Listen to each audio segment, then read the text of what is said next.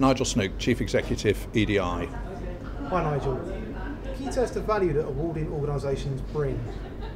Okay, Gavin, it's an interesting question. A lot of people get confused about awarding bodies and what they're really all about. If you start talking about exam boards and awarding bodies, people's eyes normally glaze over. But I'd like to think we're at the heart of quality assurance in vocational education and training. When I'm asked to explain it in layman's terms, I try to use examples like ISO for education. We see our relationships with the colleges and training providers and corporate organisations we work with as a collaborative one. We're a critical friend, if you will, but like a good ISO inspector, we're trying to identify things that could be changed to improve the process and add to the quality of the learning outcome. And what do you see the future for awarding organisations in partnership and working with employers? Well, I'd like to think it's a strong and positive one. The whole theme of quality assurance, value for money and positive outcomes has been a theme of today's conference, and I'm sure it will be for many months to come. We work with a number of national employers, including Sainsbury's, to help them develop and get value for money in what they do. So I'd like to think the role is more clearly defined as an important part of the quality assurance process and not just an unnecessary bureaucracy which some people think could in some way be simplified or just made a lot cheap and cheerful.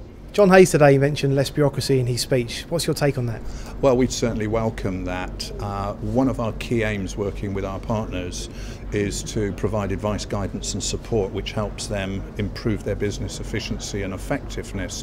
So we're no fans of bureaucracy at all. In fact, over the last 5 years we've spent millions of pounds automating systems to make them much simpler.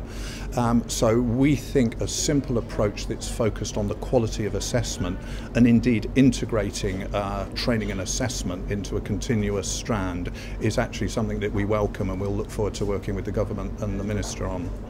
What's your take on the key and functional skills announcements made today? I was very pleased to hear what the Minister had to say. EDI has been working on the functional skills pilot for over 3 years now, and with training provider and college partners we've been piloting the qualifications in the context of work-based learning. So when the framework for the qualification changed about a year ago, with the emphasis on a generic qualification which a 14-year-old school child and a 28-year-old adult apprentice might take, we were concerned. We want our learners to have an opportunity to develop to demonstrate their confidence and competence and skills in a context which is appropriate to them and their workplace. So we hope that the Minister's review will lead to a common sense approach to adjust the qualification to the requirements of the particular client group that it's trying to support and qualify.